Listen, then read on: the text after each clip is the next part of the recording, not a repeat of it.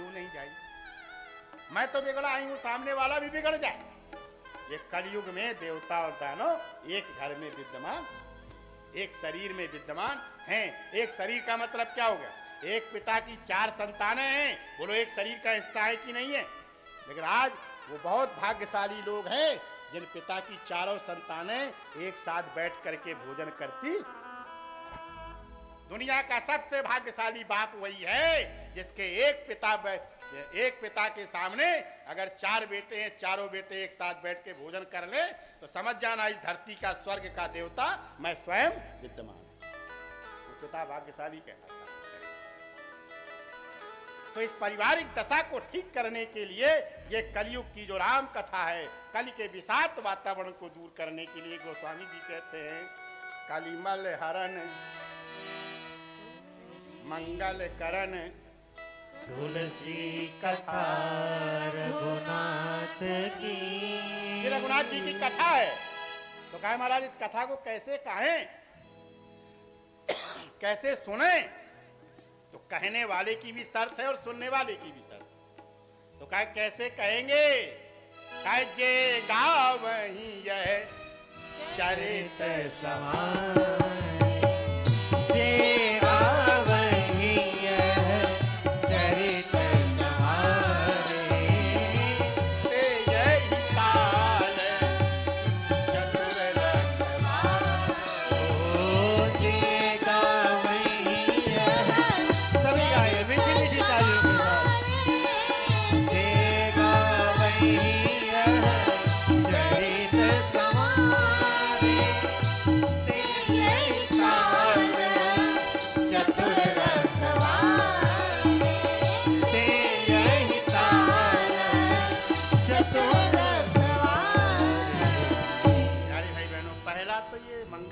वाली हैं। तो पहले जो इसको गाएगा उस व्यक्ति को कैसा होना चाहिए? ये जो चरित्र है ना, ये ऐसे वैसे नहीं कहा जाएगा। कैसे गाया जाएगा? पहले रामचरित्र गाने के पहले उसको स्वयं का चरित्र संभालना पड़े। जिस कथावाचक का स्वयं का चरित्र अच्छा नहीं है वो कभी भी राम का चरित्र अच्छा नहीं कह सकता, कभी नहीं सुना सकता है। क्यों? राम जी का दर्शन है। जो स्वयं अपने भाई से प्रेम नहीं कर सकता है वो भरत का चरित्र क्या सुनाएगा? वो क्या भरत का चरित्र सुनाएगा? जिसने स्वयं कभी अपने पिता की आज्ञा का पालन ना किया हो वो बड़ा राम वनगमन की कथा क्या सुना पाएगा? इसमें बड़ी विडंबना की बात। जो स्वयं अपने पिता की आज्ञा का पालन कर लेगा वही व्यक्ति राम की कथा कहने का अधिकारी बन जाएगा। आज इच्छा ही, पिता की इच्छा ही आज्ञा मानी जाती है। हम लोग एक धर्म नहीं निभा पाते हैं। हम अगर एक धर्म नहीं निभा पाते हैं, अरे मैं बेटा हूं तो बेटा नहीं बन पाता हूं, और भाई हूं तो भाई नहीं बन पाता हूं, पति हूं तो पति नहीं बन पाता हूं, कोई ना कोई मुझसे नाराज रहता है। लेकिन वारे मेरे राम, इस दुनिया में जितने रिश्ते हैं सारे के सारे रिश्तों को निभा करके चले गए। दुनिया का कोई ऐसा रिश्ता नहीं है जो राम जी ने ना निभाया। तो आज कौन ऐसा माई का लाल है जो ये कह दे कि भाई मुझको कैसा चाहिए? बोलो। हर व्यक्ति क्या कहेगा? भाई मुझको चाहिए तो राम के जैसा। क्यों? इसका मतलब भाई का रिश्ता राम के जैसा होना चाहिए। किसी बाप से पूछा जाए बेटा कैसा चाहिए, तो बाप क्या कहेगा? बेटा राम जैसा, राम के जैसा बेटा बन गया मैं। एक ने पूछा भैया पति कैसा चाहिए? कहा राम के जैसा चाहिए। एक ने कहा पड़ोसी कैसा चाहिए? तो कहा राम के जैसा। कब तय करो, यहां तक छोड़ दो। एक ने कहा महाराज मित्र कैसा चाहिए? तो कहा राम के जैसा चाहिए। एक ने पूछा बाकी बातें छोड़ो, रावण के कान में जाके किसी ने पूछा, अरे रावण जरा तू बता दे दुश्मन कैसा चाहिए? रावण भी ताल ठोक के कहता है दुश्मन हो तो राम जैसा। बोलो बोलो, है दुनिया में कोई ऐसा नायक? तो सारे रिश्ते निभा गया और हम एक रिश्ता नहीं निभा पाए। चेक करो अपने आप को। यहाँ पर जितने भी लोग बैठे हैं अपने साबुन से धो मन को और चेक करो मैंने कौन सा रिश्ता निभाया इस धरती पर आकर के। मैं भाई हूं, भगवान ने मुझको भाई बनाया है, मैं एक सच्चा भाई बन पाया क्या? मुझे बाप बनाया है, मैं पिता बन पाया क्या? मैं अगर पड़ोसी बना हूं तो पड़ोसी बन पाया क्या? जब अगर हम कुछ नहीं बन पाए तो फिर याद रखो फिर इस सरोवर में आने का कोई औचित्य कुछ तो बन जाओ। एक व्यक्ति ने कहा महाराज आज एक और नई बात बता दो, भाई बंधु पड़ोसी ये सब बनना तो ठीक है, का ये तो हम बने ही हैं। पीपर का पत्ता चाहे जहां जाएगा वो पीपर का पत्ता ही बाजेगा। लेकिन आश्चर्य की बात तो देखो आज अगर हम अध्यापक हैं तो हम कहने के लिए कहते हैं कि मैं अध्यापक हूं, लेकिन ईमानदारी के साथ सोचो कि क्या मैं वास्तव में अध्यापक बन पाया? विद्यालय में पढ़ा रहा हूं तो क्या मैं वास्तव में अध्यापक बन पाया?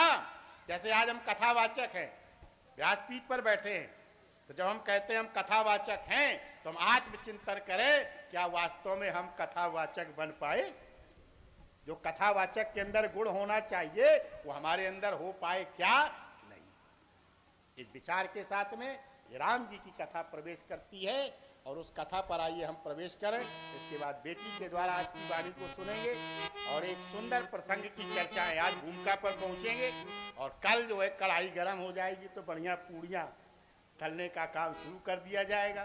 क्योंकि याद रखो जब शुरू में लकड़ियाँ जलाई जाती है ना तो पहले धुआं उठता है, धुआं है ना, तो उस समय कई आंखें करवाती हैं, बिलबिलाती हैं। तो जब कथा की भूमिका बनाई जाती है तो कभी कभी ये लगता है जाने क्या बोल रहा है, कहीं इधर का बोला कहीं उधर का बोला।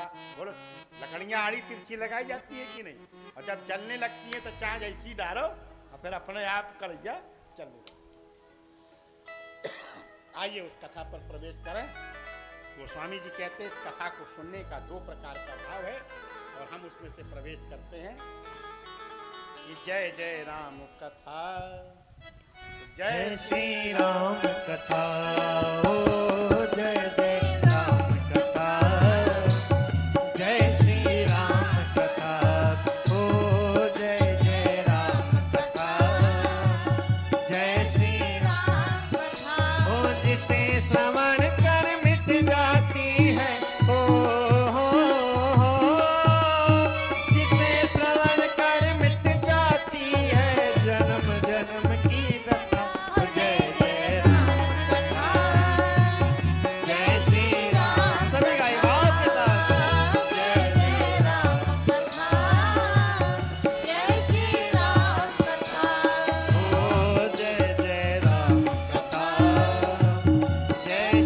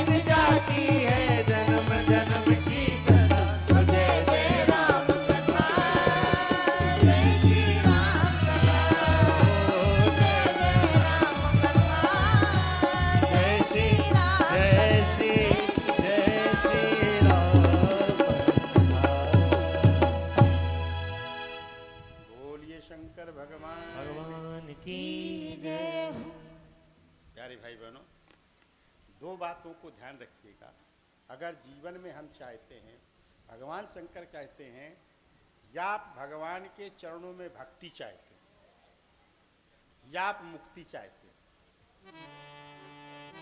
दोनों में से एक काम करना। चाहे आप भक्ति ले लो, चाहे आप मुक्ति ले लो, लेकिन अगर आप इन दोनों में से कोई एक चीज चाहते हो, राम चरण रति जो चहे अथवा पद निर्वाण। चाहे मुक्ति ले लो, तो कहा क्या करे, कहा एक काम करना पड़ेगा, भाव सहित फिर यह यह कथा कथा करई श्रवण पुट पान। इस कथा को भाव के साथ में सुनना पड़ेगा, शर्त है। अगर इस कथा को आपने भाव के साथ में नहीं सुनी, तो फिर 2 दिन से गए पाड़े हलवा मिले ना। हमारे बुंदेलखंड में कहावत है, बुंदेलखंड में कहावत। आप फिर दोनों प्रकार का आयोजन हो। अगर आपने इस कथा में भाव नहीं सुना और इस कथा को पाने की शर्त लगी है, ऐसे नहीं पा सकते। आपके घर में 3 चीजें होनी बहुत आवश्यक है। अगर आपके पास ये 3 चीजें नहीं है, तो आप कथा नहीं पा सकते, कभी नहीं पा सकते। पहली कथा कौन है, काजे श्रद्धा संबल रहित है, नहीं संतन कर साथ, तिन कहूँ मानस अगमती, जिनहि न प्रिय रघुनाथ।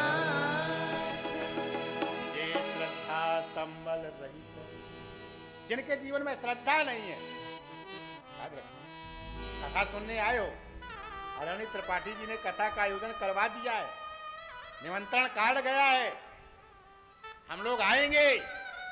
लेकिन आप अगर आओगे अच्छी बात है, लेकिन आपके इस कार्यक्रम के प्रति श्रद्धा नहीं है, तो आप जैसे आए हो वैसे ही चले, जिस भाव से आए हो वैसे ही चले जाओ। जैसे मुझको एक घटना याद आ रही।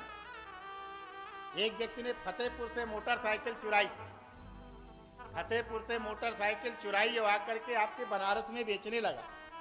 चोरी की मोटरसाइकिल आकर के बनारस में बेचने लगा। लोगों ने, खरीदार ने पूछा, भैया कितने की दोगे? कहा 50,000 की दूंगा। कहा मोटरसाइकिल तो नहीं लग रही, कहा हाँ 1 लाख के ऊपर की आती है, वो 50,000 की मैं बेच रहा हूँ। तो लेने वाले ने कहा भैया 40 की देगा? उसने कहा नहीं, 50,000 से 1 रुपया कम नहीं दूंगा। उसने कहा नहीं भैया 40 की दे दो। कहा नहीं दूंगा। वो चला गया, 40 की नहीं दी, नहीं चला गया। थोड़ी देर बाद एक और व्यक्ति पहुंचा। उसने कहा क्यों भैया ये मोटरसाइकिल बेच रहे हो? कहा हाँ बेच रहा हूँ। कितने की? कहा 50,000 की बेच रहा हूँ। उसने कहा मोटरसाइकिल देखने में नई है? कहा बिल्कुल नई है। कहा बताओ इंजन वगैरह नई है कि बिल्कुल बाहर से ठीक है, अंदर भी ठीक है कि नहीं, जरा चेक करके दिखाओ। उसने कहा बिल्कुल चेक कर लो। कहा मैं आपको 50,000 दूंगा अगर इंजन सही होगा, गाड़ी बढ़िया दिख रही है। कहा ठीक है। उसने चाबी दे दी और जैसे ही चाबी दी उसने लगाया, स्टार्ट किया, लगाया गियर, चला गया। जब चला गया लौट के आया ही नहीं। अब वो बेचारा खड़ा है। अच्छा वो चाबी जो ले गया था वो व्यक्ति जो हुक्का पीता था, हुक्का, यहाँ क्या बोलते हैं उसको? चिलम, हुक्का बोलते हैं, यहाँ चिलम बोलते हैं। तो वो हुक्का पीता था। उसने कहा भैया मेरा पहले हुक्का संभाल, मैं तेरी गाड़ी ट्राई कर रहा हूँ, सही होगी तो ले लूंगा। और उसको हुक्का पकड़ा दिया। अब वो हुक्का लिए खड़ा है, वो लेकर के मोटरसाइकिल चला गया। और जब आया नहीं तो 1 घंटा बाद वो आया जो 40,000 दे रहा था। वो लौट करके आया। उसने कहा क्यों भैया मोटरसाइकिल बिक गई क्या? तो कहता हाँ बिक गई।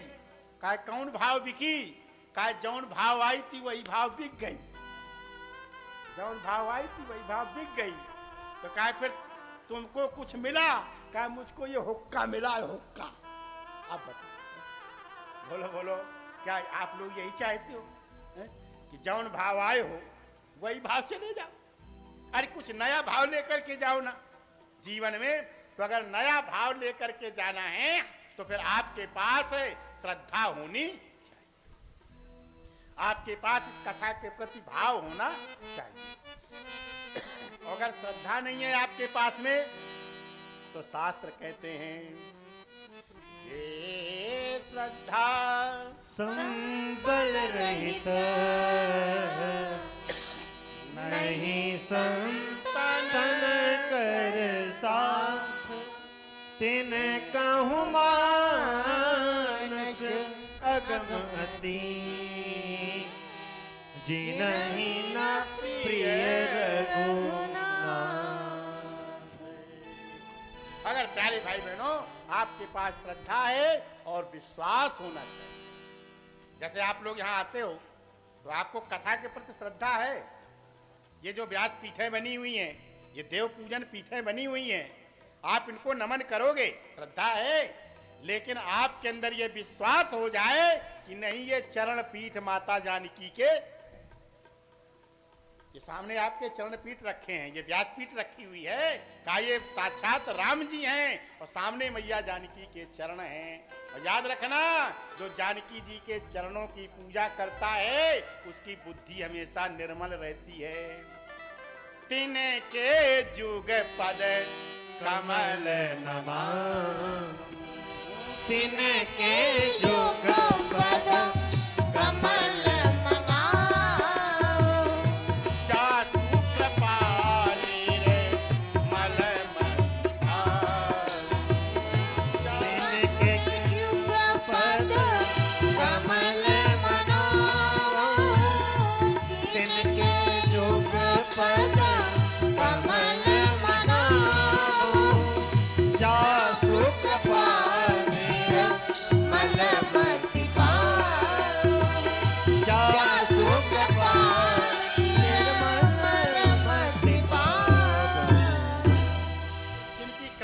आपकी निर्मल मति होती है ना, वो जानकी मैया के चरण हैं।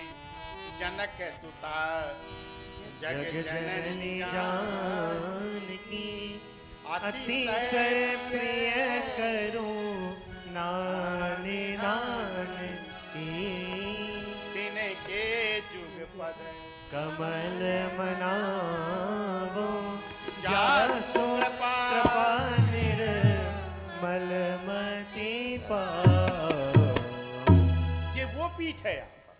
आप केवल निर्मल मति पाने के लिए यहाँ पर आकर के आप प्रणाम करेंगे, उनकी कृपा से आपके सभी बच्चों के परिवार के जीवन में निर्मल मति हो जाएगी।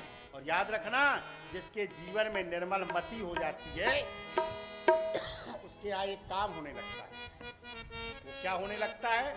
जहाँ सुमति तहाँ संपत्ति नाना, जहाँ सुमति तहाँ संपत्ति नाना, जहाँ कुमति तहाँ विपत्ति निराना, जहाँ सुमति तहाँ संपत्ति नाना, जहाँ सुमति तहाँ संपत्ति नाना, जहाँ कुमति तहाँ विपत्ति निराना, जहाँ सुमति तहाँ विपत्ति निराना।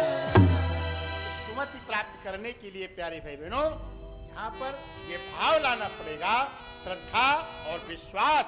यहाँ पर जितनी भी ये पीठें बनी हुई हैं, जितने भी ये कलश बने हुए हैं, इनमें सभी में पृथक पृथक स्थान पर वो देव शक्तियां विराजमान। जब आपके जीवन में विश्वास हो जाएगा, याद रखना, फिर आपको पास तीसरी चीज होगी। वो क्या है? संतों का संग। बिना संत के संग के ये भगवान की कथा आने वाली। और याद रखना, इस जीवन में सबका संग मिल सकता है, लेकिन संत का संग मिल जाए ये बिना भगवान की कृपा के संभव। बिनो हरि कृपा मिलै नहीं संता, बिनु हरि कृपा मिलै नहीं संता, अब मोहि भाव भरोस हनुमंता, अब मोहि भाव भरोस हनुमंता,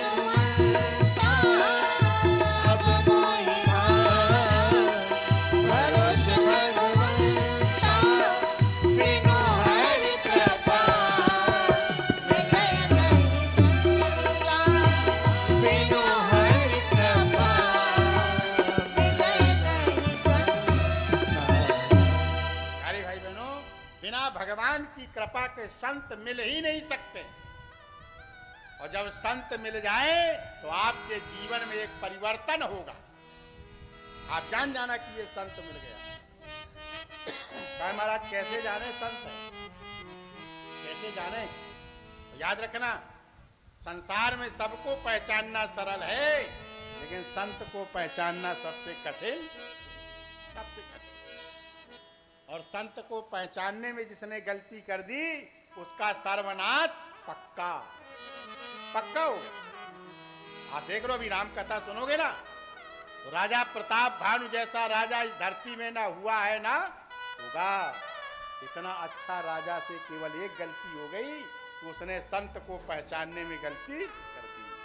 नकली संत को असली मान बैठा और अपना सारा का सारा राज वैभव नष्ट। यही तो गलती हुई थी ना, नकली संत के चक्कर में पड़ गए तो उन्हें श्राप। दूसरा, राम कथा के बाद भागवत कथा, श्रीमद् भागवत महापुराण का जो नायक हुआ है राजा परीक्षित,